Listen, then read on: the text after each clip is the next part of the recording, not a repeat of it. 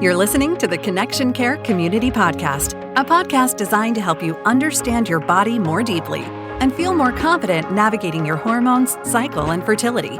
Each episode offers grounded, research-informed guidance and integrative tools to support hormone health, embodied awareness, and informed choice. If you're seeking clarity, connection, and a more trusting relationship with your body, you're in the right place. Let's dive in. Here's your host, the founder of Connection Care Therapy, Majida. Hello and welcome to the Connection Care Community Podcast. My name is Majida, and today we'll be delving into the conversations around cravings and what they may actually be telling us about our hormones, our metabolism, as well as our experience of self-trust.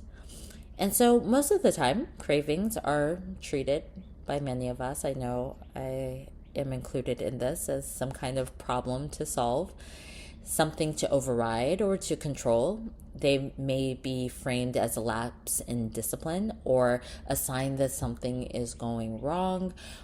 But I want to invite us today during our time together to start looking at cravings through the lens of our menstrual cycle. And perhaps as we delve a little deeper into this, we'll notice that a different kind of pattern emerges. Maybe a pattern that says cravings don't actually appear out of nowhere, that many cravings may actually show up in somewhat predictable ways, that they may carry information about what our body actually needs. And today, I want to talk about how to listen to them rather than fight against them or have them be something that makes a person feel bad about themselves. Oftentimes cravings are framed in a way that as some kind of like character thing, right? Something's up with my character assassination kind of thing, self-character assassination kind of thing. But really, I want to offer that cravings are actually just information. So we're going to start talking about the hormones, right? Two of our big hormones, estrogen and progesterone. And as I discussed before, estrogen rises during the first part of our cycle and then takes a dip during the second part of our cycle, and then progesterone dominates during the second part of our cycle. So if you've been listening to me for a while, you're probably a bit familiar with that flow. If not, I invite you to go and check out some of my earlier podcasts where I just go through and explain the menstrual cycle and hormones and all of those kinds of things. But for our discussion today, we're going to kind of just keep it a little bit simplified on that part and that point when talking about hormones, estrogen and progesterone, right? So estrogen, first part of our cycle, estrogen dominates. Second part of our cycle, progesterone dominates. And these hormones and their fluctuations and ebbs and flows throughout our cycle influence all kinds of things, from fertility to mood and to appetite, hint, hint, cravings, right? How our body uses energy, hint, hint, cravings, and even digestive function. Again, hint, hint, cravings. So for example, you have the rising of estrogen during your follicular phase, which can oftentimes support a desire for more like lighter appetites. For some, they experience better carbohydrate tolerance. Estrogen is known to keep our cells and glucose running efficiently. So it may be natural for many to crave lighter, fresher foods because of the influence or relationship between estrogen and, say, glucose metabolism. Then you have progesterone, which in the luteal phase increases our metabolic rate, meaning that our body oftentimes needs slightly more calories during the luteal phase. And if you keep eating the same amount that you did during your follicular phase, sometimes it's not uncommon that when people start to track this, that they start to notice, wow, I might be actually underfeeding or undernourishing myself during that second phase of my cycle. Blood sugar regulation can also get kind of, let's just use the word tricky, premenstrually. Progesterone lowers insulin sensitivity, so you might feel sugar cravings or shakiness if you go too long without eating. So when our body's needs aren't met, it makes complete sense that cravings intensify as a way to say, hey, maybe it's time to look at this, right? Look at this, undernourishment in this area or undermineralization in this other area or what have you, and let's recalibrate, let's rebalance, right? That's what the body may be trying to communicate through cravings.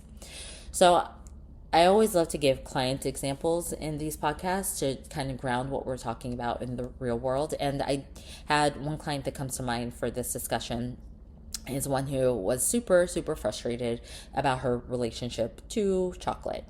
And when I tell you, like, I'm using this one client example, but this is probably the biggest craving conversation that comes up. And I always get so happy when it comes up because chocolate is one of my favorite nutritional framings to just like, to really just dive into talking about the things that we have learned about food and our bodies and our relationship to food and our bodies. So chocolate, very common craving. And this one client, right, would eat clean all month. And she was far more disciplined than I have ever been able to be when it came to things like counting calories, right? The 1,600 calories a day was her framing around, like, this is what my body needs in order for her to achieve certain physical aesthetics that she was seeking. But then around cycle day 23 of her cycle, cravings would just jump through the roof. And you could probably tell from some of the things I'm sharing about this client that this wasn't remotely a conversation of willpower. And it's important to note that cravings and our relational dynamics with food are rarely a conversation about anything pertaining to willpower. Okay, so this client, what we found was that there was underfeeding, right? She was underfeeding herself during the luteal phase, during a time when more energy was needed, during a time when the calorie deficit that she had devoted herself to wasn't hitting the mark for what her actual needs and her body's needs were. So once I supported her in gently and confidently increasing her intake especially during the second stage of her cycle, and focusing less on the calorie counting and more so on balanced meals and whole foods and magnesium rich foods in particular, because that's one of the big messages that chocolate is oftentimes giving us, chocolate, cacao being such a magnesium rich food.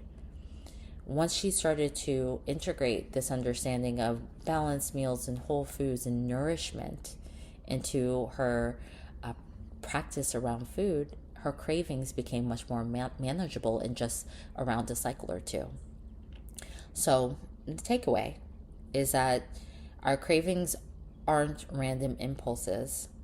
They can oftentimes more so be a request from our system to see where we can adjust. So a practical way to think about it, and this is, I've talked about cycle syncing quite a bit on this podcast, and it's important to know that this is just an overview, a potential overview for you to explore, that every cycle is individual, every cycle is unique, and you will need to find out from your own experience what this information means for your own unique body. However, because of the interplay between estrogen and progesterone, if estrogen and progesterone are doing their dance within your body and you're not navigating certain hormone health concerns and what have you, generally, it's not uncommon, I will say, that during the follicular phase, that digestion is oftentimes more efficient and appetite is lighter, and cravings tends to be for more fresh foods, and it's a wonderful time during the entire cycle, but certainly the balance between proteins and healthy fats and fiber and carbs. And then we have ovulation. It's not uncommon that the demands of the system around this window in our cycle, the appetite might increase slightly. Social eating can, for some, feel more appealing. The body is oftentimes handling carbs very well, especially when paired with proteins and fats. And then you have our luteal phase, and this is for most, I will say, what I've seen in practice, what I've experienced myself, also then within my community of friends and family. Our luteal phase is generally that time when cravings are at their peak. Progesterone increases our caloric needs, as I mentioned before, and also reduces insulin sensitivity. So you might crave carbs more. or chocolate, that magnesium rich food, fats and salts. Like I know for me, like salty foods were one of the big things, and that was a huge piece of information about what my system was needing. This is your body asking for more energy and more specific nutrients. Eating slightly more and ensuring that you're including magnesium rich foods can be part of supporting you in reducing the intensity of these cravings. And then last but not least, which actually menstruation is part of your follicular phase, cycle day 1, which is the first day of your full menstrual flow. Just a little bit of, can't help myself, but put a little bit of fam info out there, right? So when tracking your cycle, right, it's like cycle tracking info, cycle day 1 is the first day of your full menstruation. And that's actually, menstruation is part of the follicular phase. But when talking about the different phases of the cycle, we oftentimes take menstruation out as well as ovulation out, even though they're both part of the follicular phase, because they're like micro phases that have their own unique needs underneath the bigger umbrella of the follicular phase. So menstruation, right, cycle day 1 until the end of your menstrual cycle, energy expenditure rises, and iron, right, we're bleeding, so iron, right, blood loss is not uncommon for cravings around things that would replenish our stores to come up. So that could look like grounding and mineral rich or warming foods, foods that are easy to digest both during the luteal phase and menstruation. I oftentimes encourage my clients and provide them with recipes, deeply nourishing recipes like the bone broths and the oxtail soups. I come from a Jamaican island background, and so like oxtail soup is one of my serious menstrual stage foods. Some oxtail soup, and then throwing in some seaweed in there, and anyways, don't get me started. This is not a recipe podcast, but maybe it should be, right? So you get the feel. During menstruation, not uncommon to really be looking for some of that iron-rich, grounding, mineral-rich, deeply nourishing, warm, easy to digest foods. So honoring these needs can actually, I've seen for many, and I'll include myself in there because I navigated PMS symptoms for many, many, many years. Very difficult premenstrual times into my menstrual cycle. And one of the ways in which I worked on curbing that in my own life and shifting that dynamic around was through how I cycled around food and how I nourished myself both premenstrually as well as during my cycle.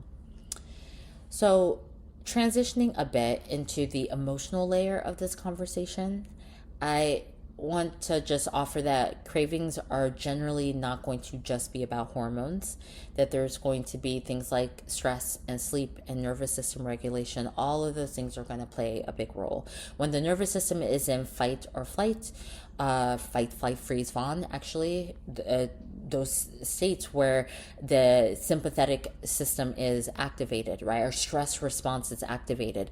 Food can become a quick source of not just energy, but also safety. So this is why stress eating is a real physiological experience. That chronic stress depletes things like serotonin and increases cortisol, which again, cortisol isn't inherently the bad guy, but cortisol will work to regulate the system and can sometimes, if it's out of sync, then cortisol can contribute to a systemic dysregulation. And stress, of course, one of the things stress is going to do is increase the cortisol response. So the increase in things like cortisol or the decrease in depletion of things like serotonin, it makes sense that we're reaching for sugar or that we're reaching for chocolate or that we're reaching for carbs, things that are comforting, sweet things, just whatever the system says is like, oh, this is deeply comforting to me. So I've worked with plenty of clients who their cravings were absolutely stress-driven rather than hormonal. And this is where integrating mind-body work, somatic-based work, supporting with sleep hygiene, boundaries. I have a whole series on boundaries coming out later this year because it's a big one, right? It's a big part of this conversation. And so ensuring that the nervous system is well cared for is a big part of navigating this experience of cravings, and it has nothing to do with changing the food itself. Eating with your cycle is also about creating a sense of internal safety, a sense of stability, so that the signals that you're receiving become something that you're able to read and understand. And that understanding can lead to increased safety through things like empowerment, grounding, a sense of agency. All right, so I'm looking at my notes here real quick. Next thing that I want to talk about is when you respond to cravings with curiosity instead of control, right? This conversation about curiosity versus control is something I speak a lot about here on this podcast, because what happens is that when we start looking through the lens of curiosity, I oftentimes tell my clients to become self-scientists, so that we become interested in noticing our patterns over time. We can then start to see cravings within a context, right? Is there a certain point in my cycle, or is there a certain point in the year? I had a client that I worked with who was a tax professional, and during tax season, right, January through April, inevitably there would be certain things that would come up, and it's like, well, naturally that is a heavy time of the year for those who work in that field, and so it makes perfect sense. So understanding ourselves as cyclical beings means that we are able to learn our signals as real nutritional needs and real lifestyle needs, versus something that is a big mystery to us, and that we feel as though it's controlling us versus we have agency within it.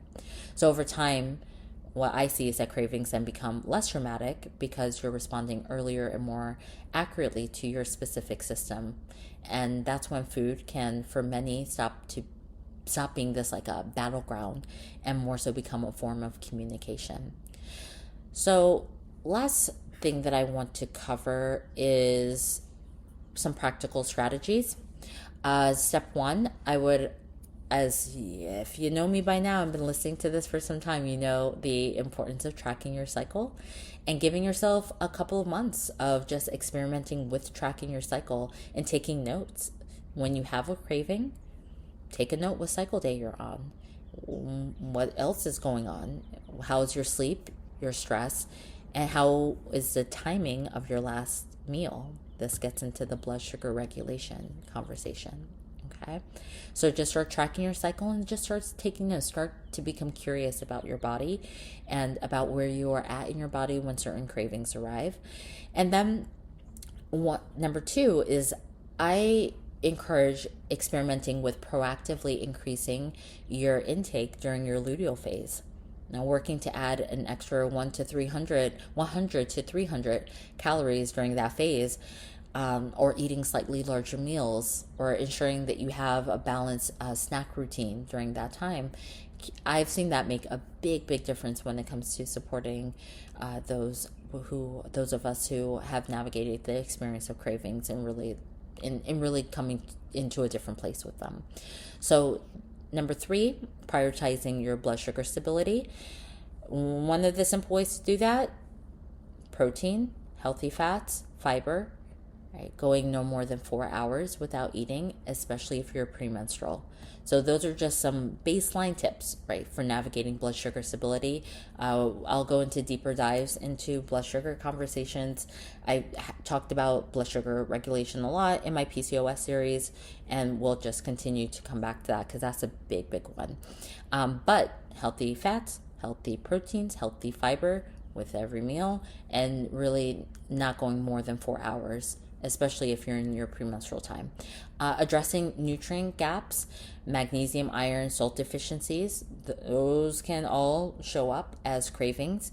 And so there's ways to actually test. I have certain functional labs that I run that can test for your specific nutrient profile if that's something that you're interested in. However, one of the easiest ways to tackle that is eating a whole foods, well-rounded diet. Let's see what else we have on here. Number 5, regulating your nervous system, right? Breath work and movement and sleep and good boundaries.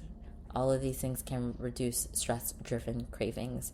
And then Number 6, right? The big one here is allow yourself to eat the food.